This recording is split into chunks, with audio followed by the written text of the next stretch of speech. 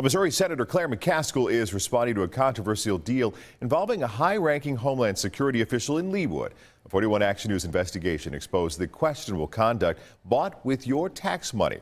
That was a contract, I should have said there. Investigator Ryan Kath has McCaskill's response and why some say it doesn't go far enough. This security camera system cost $250,000, and as this whistleblower told us, it's been locked up in a basement at the federal building in downtown Kansas City. Has it ever been used? It's never been utilized. How do you explain that? Fraud, waste, and abuse. The man at the center of the controversy is David Olson. You have nothing to say to taxpayers about this, Mr. Olson. He's a regional director with the Federal Protective Service, and he helped arrange the deal for his next-door neighbor in Leawood. You told investigators you couldn't remember whether or not you talked to your next-door neighbor about a $250,000 contract. How do you forget something like that?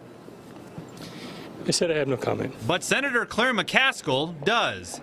The Missouri lawmaker who chairs a Homeland Security subcommittee wrote a letter to Olson's boss. It said that given the ethical lapses and potential for similar lapses going forward, training for agency leaders would be useful. Former FBI agent Michael Tabman agrees. I find it hard to believe that that level of government responsibility, you didn't know that was wrong. But Tabman found the lack of punishment even more surprising.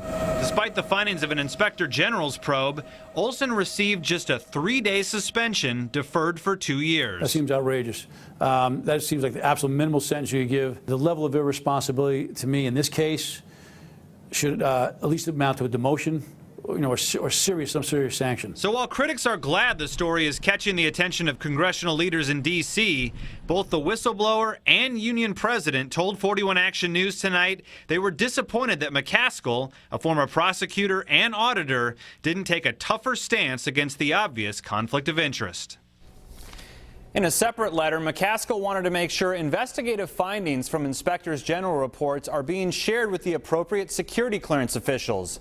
High-ranking employees like Olson are trusted with top-secret government information. We'll be sure to bring you any other developments to this story. I'm investigative reporter Ryan Kath, 41 Action News.